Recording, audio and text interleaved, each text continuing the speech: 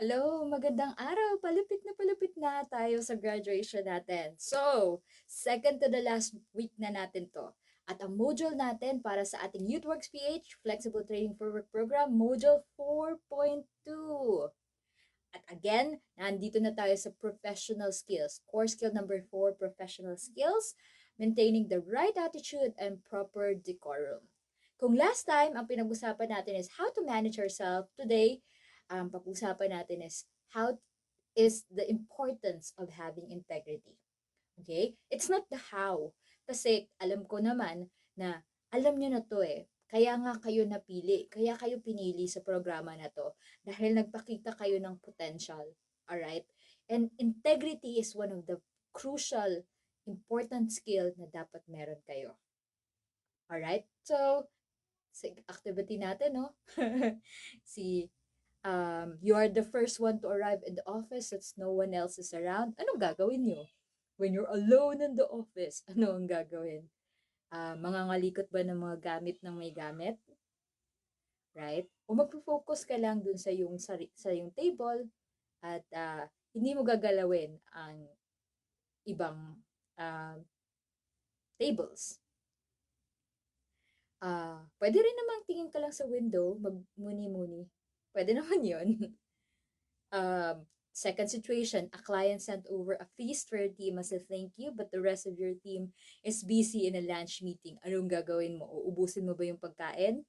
Dadalhin mo sa pamilya mo? Or hihintayin mo sila at sabay-sabay kayong kakain? Alright? This one is the second one. Your boss or bosses are all out of the office for a meeting and you have no immediate supervisors around. Pag wala ba sila, ikaw ba, I'm the boss now. Kapag wala ang pusa, maglalaro ang daga. Ganun ka ba? Right? So, our topic is, what is integrity? You already know this. You know this. Ang gagawin lang, ginagawa lang talaga namin dito ay pagpapaalala. Alright? So, integrity is the quality of being honest and having a strong moral principles. It is doing what is right even when no one is watching. Alright? What integrity looks like in the workplace. Marami to, no? Akala nyo, hindi matetest yung integrity ninyo pag nasa trabaho na kayo. Naku, matitres yan. Every minute of the day, merong mga temptation. So, ano ang ibig sabihin ng integrity? Integrity means that your actions are consistent with your words. Kung anong sinabi mo, yun ang gagawin mo. Unless, of course, there's a valid and reasonable reason kung ba't hindi mo magawa. Alright? So, integrity means that your actions are consistent with your words, no? So, here are some scenario. Imagine that you are working with two new employees, si Joanna at si Julie. During their first day, the new employees were asked to share about what they value in the workplace. Joanna and Julie both share that they value and champion sustainable environmental practices.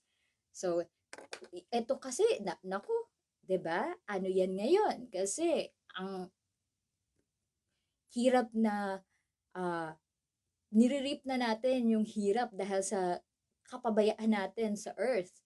So, a lot of people are championing sustainable environmental practices. During lunch, you invited the two new employees to eat with you at the nearby cafeteria. You noticed that Joanna brought her own utensils so that she avoids using single-use plastic utensils. On the other hand, you saw Julie taking single-use plastics even when there were washable utensils available. Which of the two employees do you think showed consistency in their words and deeds? Alright, on one, kapag superficial lang nating tinignan, makikita natin uh, na si Joanna ay siya yung mas consistent, no? Sinasabi niya, for sustainable environmental practices siya, at ginagawa niya, right? Ginagawa niya yung kanyang advocacy. Alright? So that's Joanna. Sa ano na to, si Joanna yan. Alright? Pero, ayoko din naman maging judgmental kayo. Baka naman kasi may reason si Julie kung bakit ayaw niya gumamit uh, ng, uh, ng washable na utensils. Alright? Bago natin i-judge si Julie na hindi siya consistent sa action niya, alamin din muna natin kung bakit yun yung kanyang piniling desisyon. Baka naman pala allergic siya sa washable na utensils. Or may trauma siya, right? Gumamit siya uh, ng spoon and fork na washable, tapos nagkasakit siya. So may trauma siya. Pwede kasing may ganon. So there are various, nuances. So, si Joanna, okay, ay pwede rin nating i-suspend muna natin yung judgment sa kanya. Tanungin muna natin siya kung bakit yun yung kanyang pinili. Alright? Okay. Ito yung ikalawang, okay. So, when your actions are consistent with our words, it's a sign of having strong moral principles. It is a sign of having integrity. Here are some tips on how our actions can be consistent with our words. Place reminders around your workplace. Keep track of your tasks and commitments. Okay, ito yung paulit-ulit nating sinasabi. Sinanay namin kayo na magjo-journal, no? The only way lang na lagi kang ma-honor yung commitment mo is for you to make sure na yung commitment mo ay hindi patong-patong. Remember yung sinabi ko last module, may maibibigay ka lamang. You can only give something if you have something. You cannot give what you do not have. So, wag ubusin ang sarili. Alright? And then other is practice self-reflection. Okay lang naman magkamali. Alright? So, sa panahon ngayon, okay, ngayong instance na to, hindi ka naging consistent sa action mo, yung words mo at yung actions mo hindi naging consistent. But what's important is aware ka. So that next time, you change it. Alright? You change it. Okay? So, integrity also means that you are trustworthy, reliable, and honest. So, here are some scenarios, no? So, for example, kagaya nyo, sila Mark and John works as servers at the restaurant. The company has a policy that all tips given by customers are to be pooled in the branch tip jar to be distributed equally among all employees at the end of each day.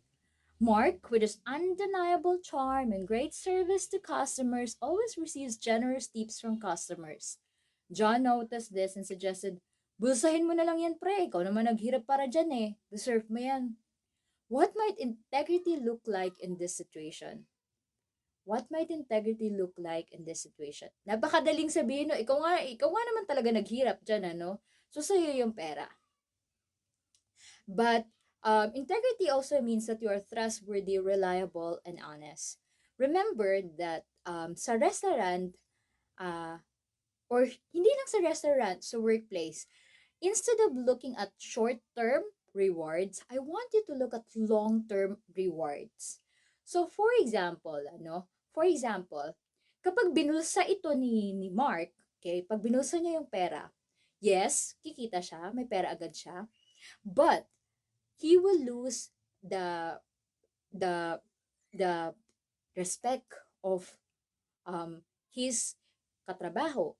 Tapos magbi-breed ng discontent, magbi-breed ng away, right? So it will just make his life miserable. Second, if Mark chooses the short-term reward, makikita ng mga boss natin na ay greedy pala sa pera to si Mark, right? He does not deserve a position where he can get money na kunwari maging supervisor siya, maging manager siya, mas mataas ang sweldo, right? He does not deserve that kasi yung maliit pa nga lang hindi na siya mapagkakatiwalaan. Paano pa kaya kapag pinahawak natin siya ng malaking pera? Alright?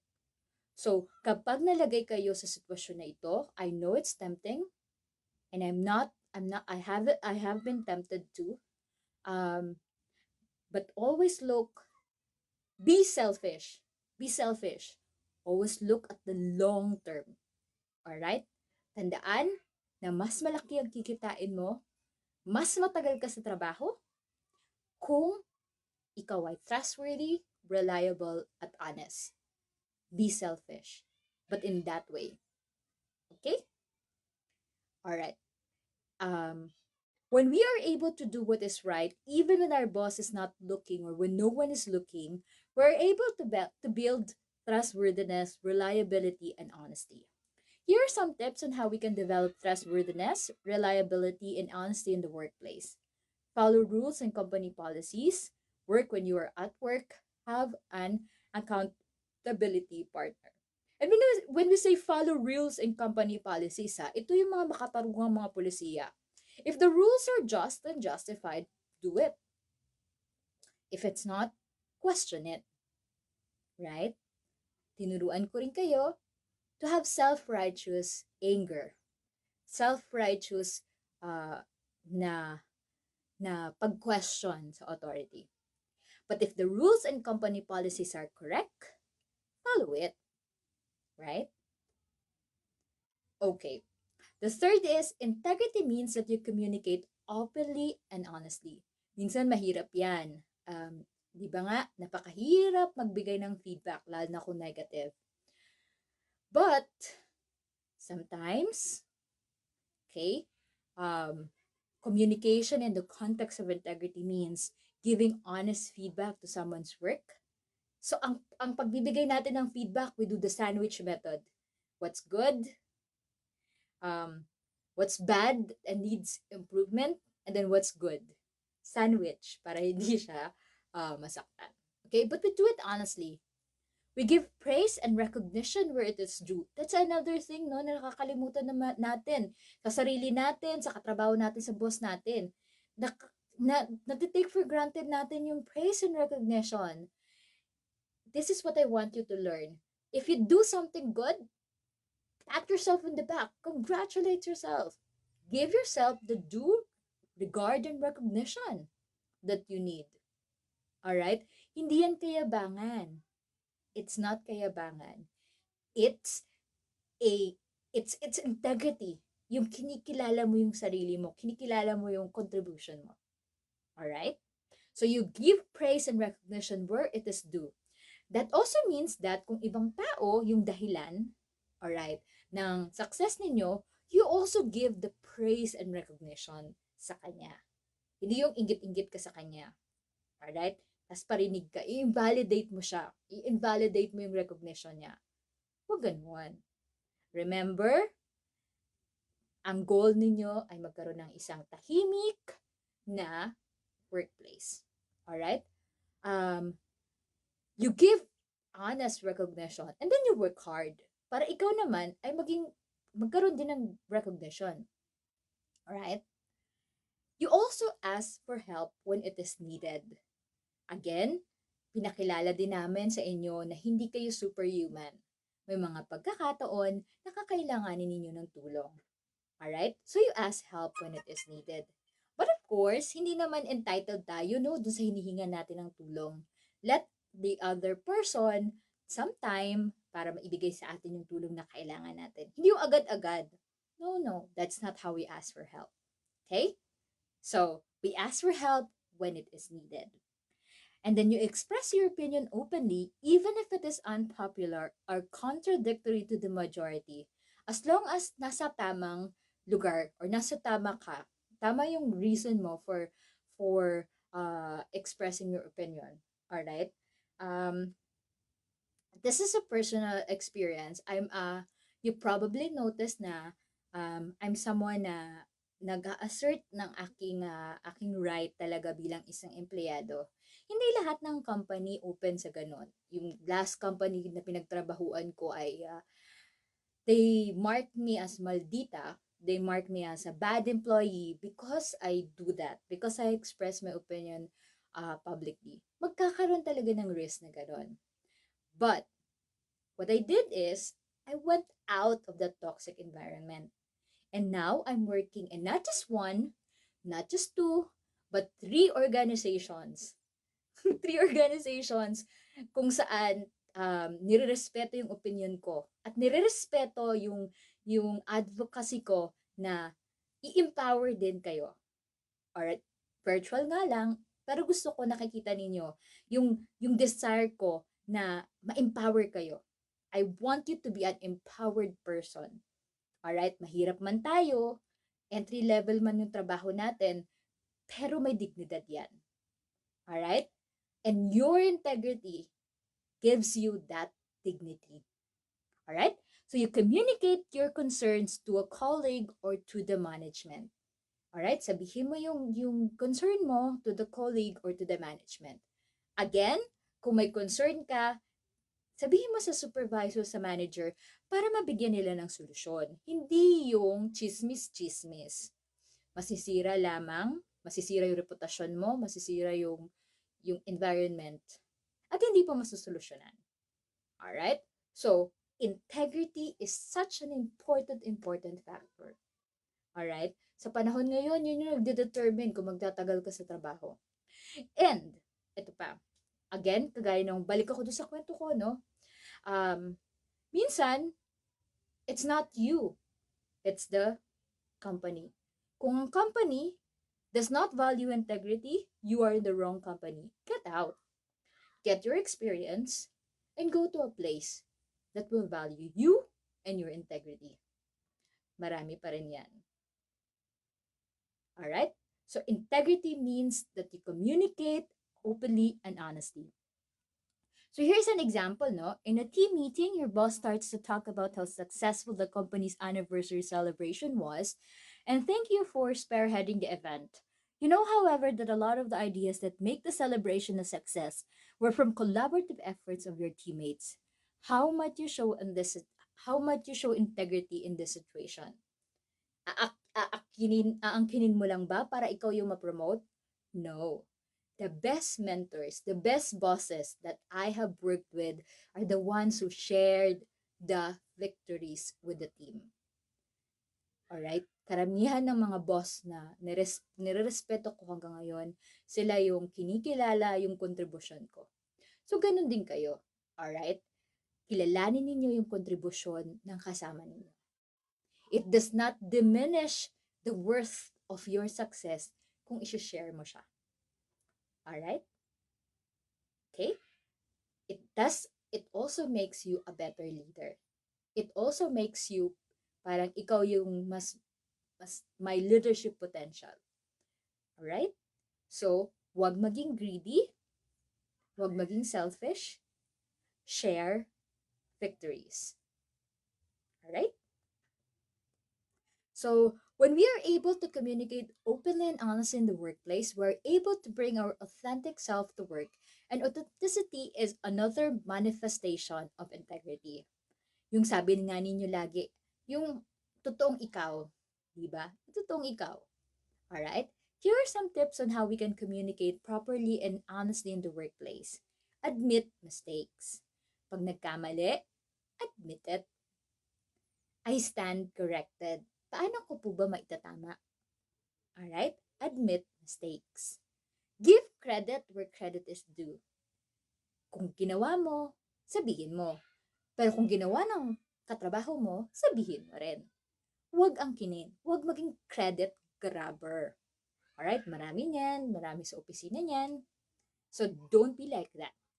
And then, the third is speak up for what is right. Speak up for what is right. Alright? So here are the references that we've used. Why is integrity important in the workplace? Again, alam niyo na rin ito. Pinapaalala lamang namin sa inyo. On the personal level, having integrity allows you to gain the trust and respect from the people around you. From your colleagues, to your bosses, to your customers and clients. And as we have learned in the previous modules, the presence of trust and respect among employees creates a positive workplace environment. Being known to have integrity also makes collaboration easier between colleagues and in teams. Not to brag, but I'm someone nga na they know, yun nga no, matigas ang ulo ko kasi pinaglalaban ko yung prinsipyo.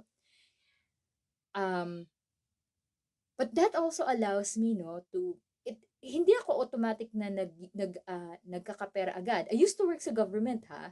At alam niyo sa gobyerno kung kung wala kang integridad. Pwede ka yumaman if you choose to do the corrupted way. 'Di ba? Pag nag-corruption ka, madalian, madaling yumaman. But I don't want that. And I don't want my trainees to do that also. Alright? So kahit na hindi ako ganun kayaman, I'm always comfortable. Laging may trabahong naghihintay sa akin. And not just one job, but two job, three jobs. Right? And laging may handang tumulong. That's the value of integrity eh. Hindi siya matutumbasan. Yung respeto ng mga katrabaho mo sa'yo. It's valuable. Sa organisasyon, on the organizational level, companies and businesses known for their integrity are said to perform better. So, mas maraming pupunta sa restaurant ninyo kung kayo ay may integridad. Mas maraming businesses, no? At would you like your customers to think, would you think customers would like to deal with organizations who cannot keep their word and commitments? Nowadays, with heightened societal awareness, customers may even resort to boycotting companies and businesses who are known to have questionable practices, particularly on labor laws and environmental policies. The cancelled culture, no? Sa Twitter, sa Facebook. So, yung mga millennial, yung mga Gen Z, oo, entitled sila, but they're also speaking up, no? Para ipaglaban yung tama.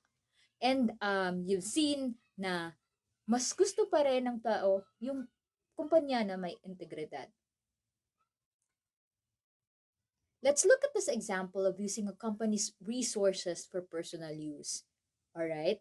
An employee remembers that they don't have bond paper at home. He or she needs bond paper for personal use. Oh my God, ginagawa din natin yun dati. This employee is tempted to get a sheet of office paper for personal use. The employee might rationalize and think, isang perasong papel lang naman to. Getting one sheet of paper would not hurt the company. Well, tama din naman siya. Minsan, it happens. But here's the thing. Just like anything na addicting, no? Corruption is also addicting. It always starts with one. One sheet of paper na magiging ganito kakapal, piso na magiging dos na magiging 200, 200 na magiging 3,000, 3,000 na magiging 300,000, 300,000 na magiging 1,000,000. It all starts with one. Alright?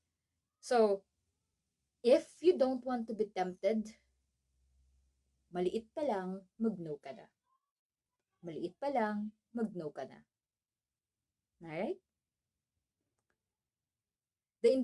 Although there is a universal understanding that integrity is a prized value, integrity is still such a fluid concept that may be different things to different people and organizations.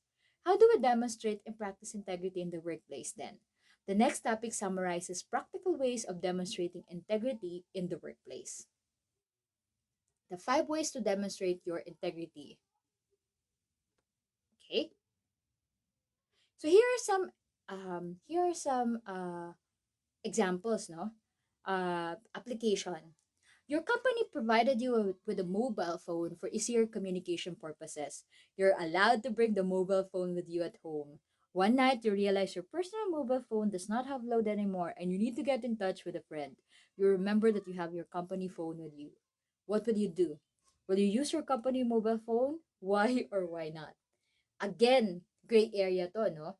One would say, hindi ko gagamitin kasi sa company yun. Right? Sa company yun eh. And again, sabi ko nga, 'di ba, wag umpisahan. Maliit pa lang, wag umpisahan. Pero again, okay? So, we say no, no? Pero again, pwede naman kasi hindi tayo masyadong mag-judge, no? Pwede naman kasi na gamitin mo muna dahil kailangan mo ngayon and then palitan mo kinabukasan. Alright? Gray area. Okay? Palitan mo kinabukasan. Sa tunay na buhay, may gray area naman talaga. But what's important is, hindi mo nanakawin.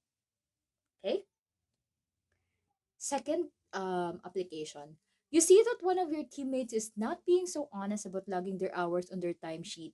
When they see you, they say, sa atin lang to wala ka nakita. What will you do? Explain your decision and action. Actually, nangyari na to sa amin, nakakahiya nga kasi eskwelahan, meron akong isang co-teacher na nagdodoktor ng timesheet. At nahuli yung timesheet kasi apparently basta nagkaroon ng nagawa ng paraan nakita makikita kasi may ebidensya. So, ang nangyari is napatalsik yung teacher in the middle of the school year, no? So, ganun din yung maring mangyari. Pero minsan kasi, dahil tayo, ayaw nga natin na, tawag doon, minsan di ko naman trabaho yan, di naman ako HR. Diba? O, hayaan mo na yan. Magkaibigan naman kami, hayaan mo na yan. Right? Anong gagawin mo? Isusumbong mo o hindi? Una, okay, kung tayo may integridad, pagsabihan natin si person. Don't do that. Alright? Mali yun eh.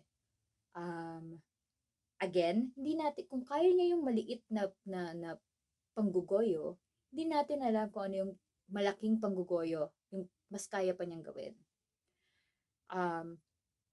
So you can tell the person stop doing that, or you can tell the HR para sila yung gumawa ng action. You can do that. The second thing is, if you choose not to do the action, hindi kita i-judge. But know that inaction is also a form of, ano bang tawag doon? Kapag hindi mo inaksyonan, kasangkapan ka. You allowed it to happen. Ang tawag namin doon, enabler. You are an enabler of evil. Kapag nanahimik ka. So, again, walang judgment, pero konsensya mo yan. Because you are, to a certain extent, an enabler of evil. Alright? That's number 2. Situation number 2. Situation number 3. Your teammates come to you at the end of your shift. They're inviting you to unwind, saying, wala kami masyado ginagawa tara, gimmick tayo pag time out. You, however, still have tasks to do that will require you to work overtime. These tasks were specifically requested of you by your boss. What will you do? Would you ask for help from your teammates? Explain your decision and action. Again, wala na namang isang tamang sagot lang dito, Walang isang tamang sagot. So, on one hand, pwede kang tumanggi. Pwede mong sabihin, kayo na lang ang mag-inuman kasi may gagawin pa ako. Okay? So that's one action. The second is, pwede mong sabihin kasi na, pwede ba kayong pwede nyo ba akong tulungan dito sa ginagawa ko? Kailangan kasi to, sabi ni boss. Alright? But, when you do that, yung second na when you do that, remember na time out. Technically, yung mga katrabaho mo has the right na mag-inuman. Kasi technically, tapos na sila sa trabaho. So, you are actually, kumbaga, kapag hiningi mo sila na mag-time out, mag-overtime, you're actually infringing on their right. Alright? So, hindi porket nagdesisyon ka na mag-overtime, ay yung ibang tao ganun na rin. You have to respect their personal decisions. Pwedeng pinili mo na mag-overtime, pero hindi yun yung choice ng katrabaho mo. You also have to respect their decisions. Alright? So, may integridad, hindi naman ibig sabihin hindi na sila good employees just because pinili nila mag-inuman. Sa time out naman nila. We can't judge it, right? So, it's possible na may integrity din sila. Iba nga lang yung itsura ng integrity nila sa integrity mo. At the end of the day, it is your choice. Alright? If choice mo na manatili because mahalaga sa iyo yung proyekto at mahalaga sa iyo yung request ni boss, go ahead and do it. But you can't force other people to follow you. You can only model. At minsan, if you model well, mahihiyayan sila. And they will help you. Right? Psychological. That's how you make them work. By being a model person. Okay? Hindi mo sila papakonsensyahin, pero Gagawin mo, and then they will follow. It happens. It could work. All right. So here are the key messages. No, integrity is defined as the quality of being honest and having strong moral principles. It is closely associated with other values such as responsibility, dependability, fairness, honesty, and consistency. Uh, Integrity is important because it is the foundation for ethical behavior and accountability in any form of business. Working when you're on the clock, following company policies, and exhibiting responsible behavior are three ways to build and practice integrity in the workplace. All right? So ito yung home task ninyo, no? So the first home task number one, is to create your personal mission statement. So, in this module, we learned how integrity begins with awareness. To ensure that you are living with integrity, try to reflect and create your personal mission statement. A personal mission statement describes what you want to do in life and how you want to do it. All right? Remember that the how, the journey is as important as the destination. All right? Sometimes being respected, okay, being valued and being respected is a reward in itself for having integrity. Um, it's a really nice feeling na pinagkakatiwalaan ka ng mga tao. And that is something that I could tell sa inyo. Alright?